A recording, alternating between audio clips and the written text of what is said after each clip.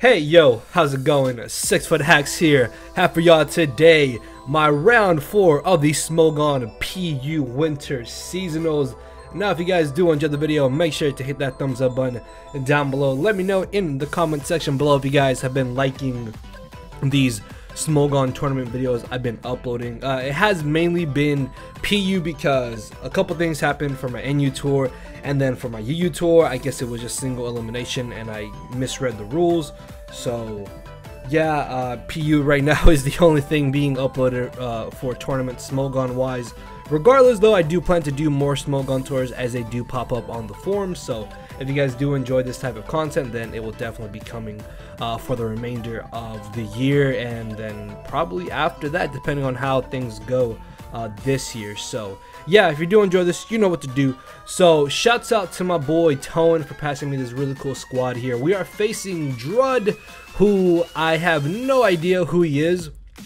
I don't know if he's a random or a well-known player, but I figured because he made it this far into the PU tournament, he might be a very solid player. So I'm going into this game not wanting to underestimate him and then potentially end up getting tossed. But the issue with this match is that I firmly believe my opponent easily has team matchup. Scarf Primate outspeeds the entirety of my team and can destroy me. I have no real good answer to Simisear if it has Focus Blast, which Simisear is a very interesting mon. I've never seen that in PU, and when I saw it in team matchup I had no idea what it does. Apparently it learns Nasty Plot and has Gluttony, so that's kind of cool, so I have to watch out for that. Also, Skuntank gets rid of 1/3 of my team, which is Mesprit and Frostlass, so I have to watch out for that. And then if his Lilligant sets up as I lose my Drampaw, then it can basically sweep me, so I have to watch out for that. And then Mesprit I figure might just be defensive with rocks, and Lantern could be Assault Vested or just bulky defensive in general. So we have Specs Drampaw, Bandit Aggron, Life Orb, Spikes Frostlass, defensive Cobra Berry Mesprit, Gracium Z Quiver Dance Lilligant, and Assault Vest Hitmonchan. So looking at lead matchups, I figured that my best lead, regardless of what my opponent wanted to lead with, was most definitely going to be my Mesprit, just because I can guarantee live any one hit from whatever he wants to lead with, and then from there I can just make whatever play I feel like doing. As I go for the Psychic here, the main reason I actually went for the Psychic and didn't go for the U-turn was because I didn't want my opponent to gain momentum on me.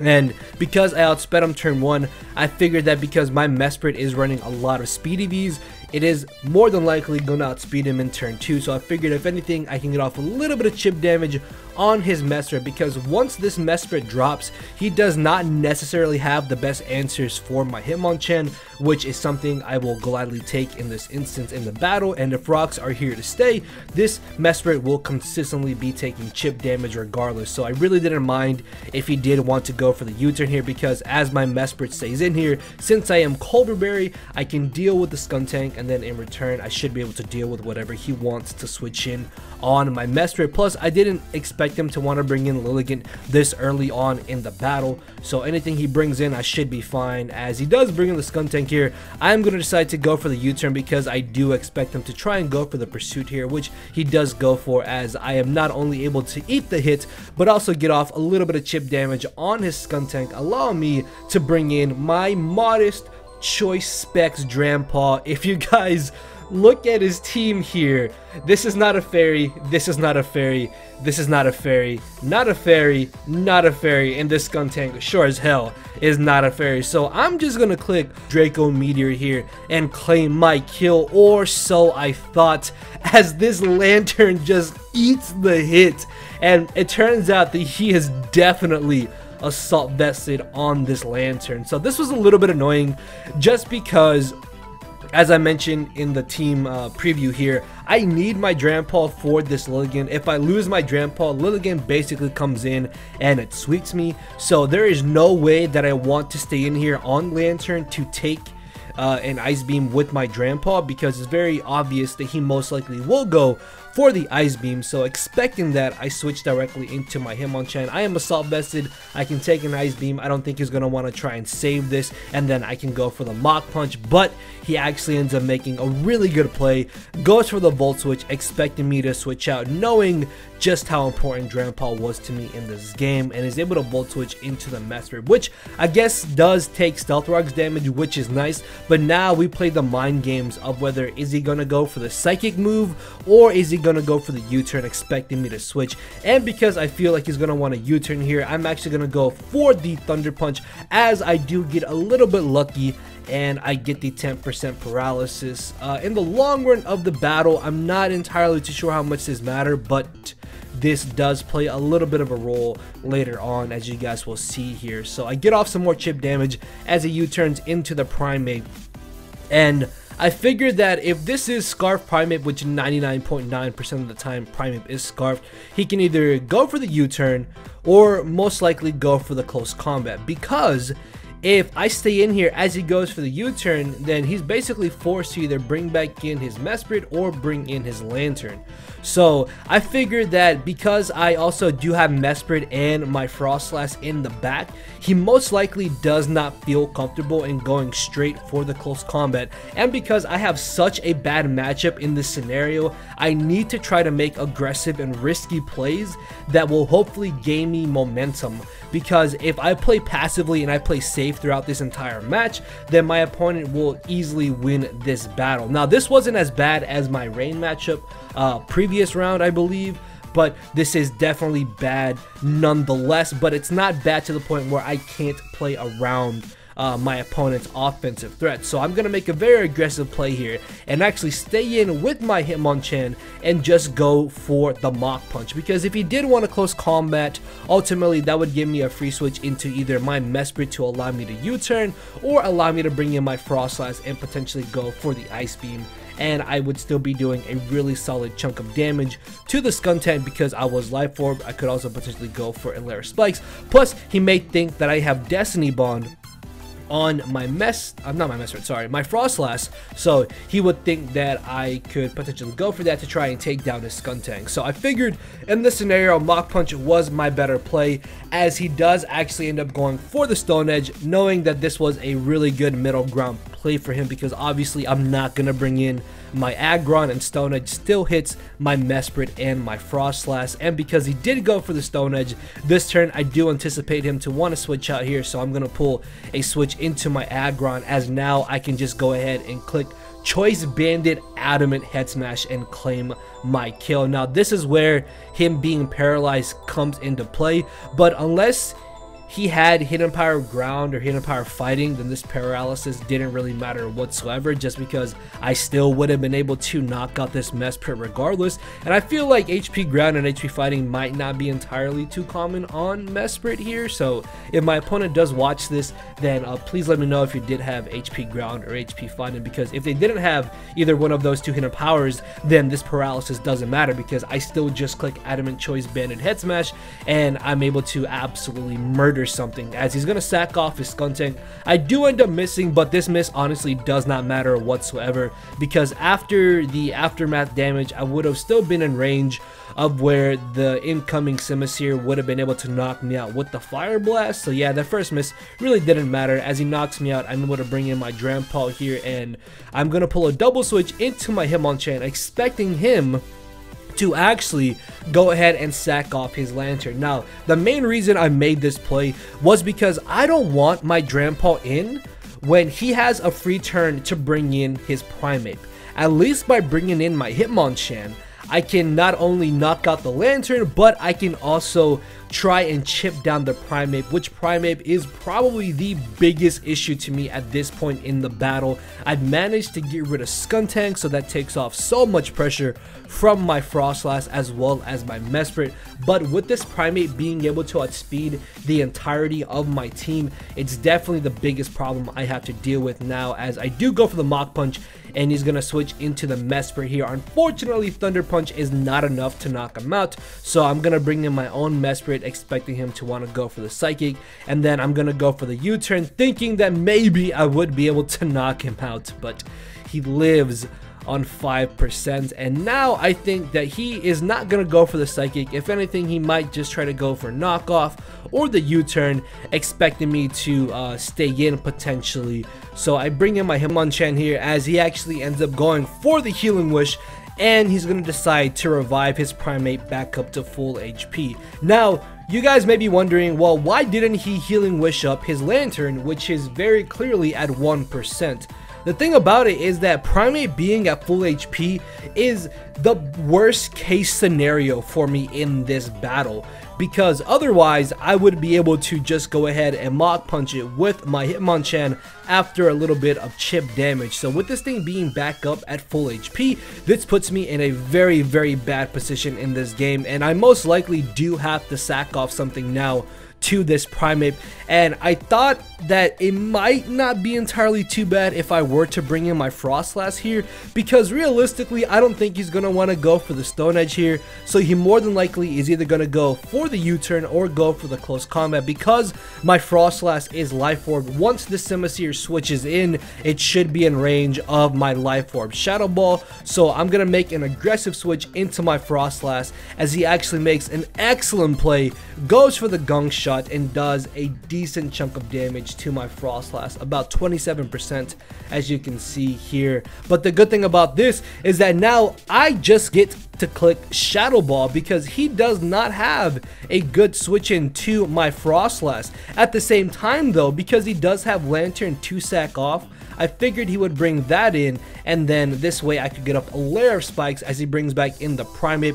I'm gonna go ahead and just sack off my Mesprit as he does go for the Stone Edge, and then I'm guessing he didn't want to risk missing a second Stone Edge, which is why he decides to make an aggressive switch here into his Simisear, which is actually good for me because I did go for the Psychic. Even after the 50% berry, I am able to put him very, very low, and then in return I can go ahead and bring in my Frostlass and basically claim my kill. As down goes the Simisear, it's very obvious he's going to bring back in his Primate, but because I am below 25%, I no longer have use for my Mesprit as he knocks me out. This gives me a chance to bring in my Drampole. I live a Gunk Shot, so I either knock out his Primate here or I knock out his Lilligant. If he were to switch into Lilligant as Dead Father, after the entry hazards, this Primate is guaranteed in range of where Mach Punch will knock him out. But if he sacks off this Primate, then in comes the Lilligant, which is actually what he decides to do. He's going to go for a second Gunk Shot. As I knock him out, in comes the Lilligant. If this does not have any type of potential super effective move to hit my Drampole, I could live one hit, Hyper Voice, and hopefully put him in range of where a Mach Punch from my Hitmonchan finishes them off. So I lose nothing in just staying in here and going straight for the Hyper Voice, as it actually turns out that he is a Breakneck Blitz Lilligant, which means he has Hyper Voice, which also means he most likely is running Sleep Powder, Quiver Dance, Giga Drain, and then of course he does have the Hyper Beam. So even though he does have Hyper Beam, after rocks, unless he crits me with that Hyper Beam, even if he were to win the speed tie here, it doesn't necessarily matter, because all I need to do is Quiver Dance once, go for my Z move, and if he lives my Z move, he is still guaranteed in range of where Mach Punch from my Hitmonchan will be able to knock him out. So I do win the speed tie, I tank the Hyper Beam, and I'm gonna go for my Grazium Z here, which is actually strong enough to finish him off, and we are able to win game number 1. So this is the best out of 3 series for every round. So even though I won game 1, my opponent still has a chance to win this round. So hopefully we can win game number 2 and not have to go to a game number 3. So let's jump into game number 2 here. Alright, so looking at the matchup here, shouts out to my boy Tone for passing me this squad. This team was actually a team I used in one of my previous rounds. Unfortunately, the matchup was not really in my favor, and I kind of misplayed my Specs Jellicent here. But Specs Jellicent actually does really have a good matchup here. If I'm able to weaken the Victory Bell, I just click Water Spout. If I'm able to weaken the Alolan Persian, I just click Shadow Ball. And I figured because Lilligant was a threat to him once he lost his Primate in game 1, Quiver Dance, Lilligant still had a decent matchup regardless of what he may have brought game number 2.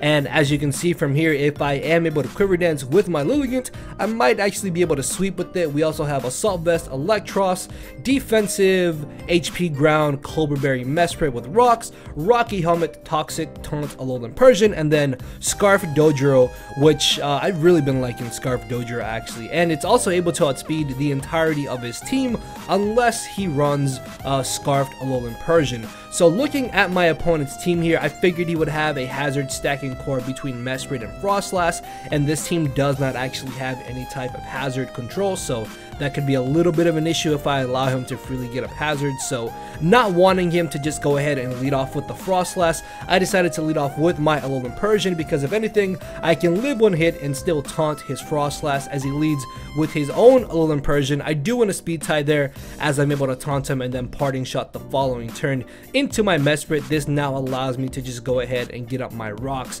as he brings in his own Alolan Persian. I don't want to lose my Cobra Berry just yet, plus there was a chance that maybe he wanted to go for the parting shot here, but he does Toxic my incoming Electros as I'm able to Flamethrower the incoming Hitmonchan. The main reason I actually went for Flamethrower is because I didn't want to risk him just trying to hard switch directly into the Dugtrio, plus Flamethrower does have a 10% chance to burn, so that was something I was willing to risk in this scenario, as it turns out that he actually has the Throat Chop on Hitmonchan. Now that is actually some really cool tech. I've never seen Throat Chop Hitmonchan, but the reason why that is so cool is because that also hits Mesprit for super effective damage, and then he could have popped my Cobra Berry for his Alolan Persian later in this match. But because I did stay in expecting him to go for the Rapid Spin, this will allow me to not only take the hit but gain momentum in my favor. After the Volt Switch here, I'm gonna go ahead and just go straight for the Brave Bird as he brings in his Alolan Persian. Turns out that he is actually Rocky Helmet.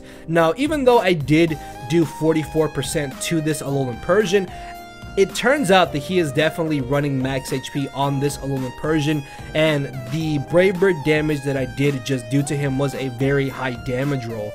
So unless I want to risk losing my Dodrio here, it's actually not in my best interest to stay in and go for another Brave Bird, because I may not get that damage roll, and then in return he knocks out my Dodrio, and I really want to keep my Dodrio around in this match, because even though he may have Alolan Dugtrio, that's still taking over 50% from a Brave Bird from Dodrio. So I have so much use for this left, which means I don't want to lose this early on in the battle. So it's in my best interest to just go ahead and switch out here as I bring in my own Alolan Persian. He does go for the foul play, and he's gonna take this Rocky Helmet chip damage, sorry, as we both exchange Toxics.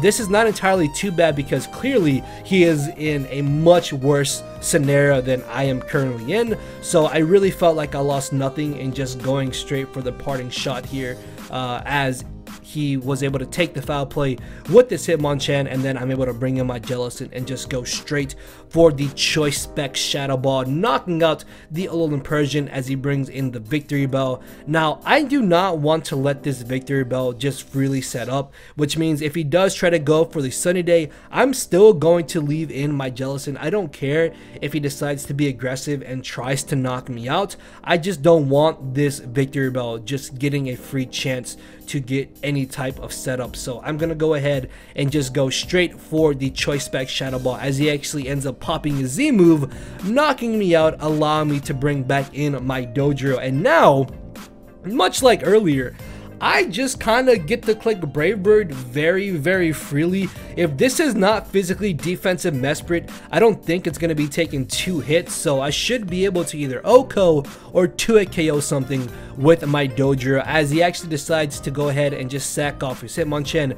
This is really good for me because now this ensures that my rocks are here to stay for the remainder of the battle as in comes his own Dugtrio. I'm going to switch into my Mesprit. I do have the Hidden Power Ground, so I don't mind anything that this thing wants to go for. As he tries to substitute, I am going to reveal to him that I have the knockoff, and then he's going to end up going for the Toxic as I get off a huge huge chunk of damage with this hidden power ground. I did not expect that to do 67%, guaranteeing him out of range of where he can go for another substitute. So this is a really good turn for me, just because I can now go ahead and click knockoff, as he expects me to go for the hidden power as he brings in his Frostlass here, and I'm able to get rid of that thing's leftovers. So I'm gonna try and bring in my Frostlass, hoping that maybe I could live 2 hits, but it turns out that he actually has the Hex, and after the Toxic I will not be able to take 2 hits. But this is fine because I can bring in my Alolan Persian here and just go ahead and go for the Foul Play. Even if he gets a double protect, it does not matter, I will still be able to finish him off, and I don't necessarily need my Alolan Persian for too much in this battle at this moment. So I do knock him out, as in comes the Victory Bell. I don't want this to get any type of setup once again, so I'm gonna go for the taunt as he's able to finish me off with the Poison Jab into the toxic damage, allowing me to bring in my Dodrio and go straight for the Brave Bird. As he brings in Mesprit, it turns out that he's actually a very physically defensive Mesprit. So this turn right here is very interesting, because if I want to be aggressive, I can go ahead and go for another Brave Bird, ensuring that a third Brave Bird will knock out this Mesprit. But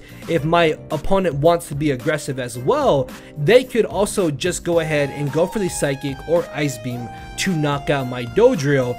But it turns out that my opponent is actually going to decide to go for the Stealth Rocks, as I do stay in here and go for the Return. I apologize if I said Brave Bird earlier, I meant to say Return. As down goes the Mesprit. At this point the match is basically over. If he has double Sucker Punch, it doesn't necessarily matter too much, because my Lilligant and my Mesprit can still deal with my opponent's Victory Bell and the Alolan Dugtrio. So that is going to be the 2-0 victory for round number 4 of the Smogon PU Winter Seasonal in my favor. So I was actually really happy that I won this round 2-0, just because my first 3 rounds all went to game number 3, and this was the first round I had actually won 2-0. So if you guys did enjoy this, hit that thumbs up button down below. I will see you all next time with round number 5, and then I will definitely see you on Monday as well. So yeah, hit that thumbs up button, leave a comment down below in the comment section, and yeah, later everybody. Thank you all for watching. Cause my brain and heart are both tied in the knot, and this hinders me from crying a lot. This causing me to show no emotion, but when I said I cared, I wasn't joking. But I guess it's too late for me to become broken. For now, I'm living with no more pain, tears or hoping. I'm just coasting. Yeah, I said I'm coasting. No more pain, tears, and hoping. For real.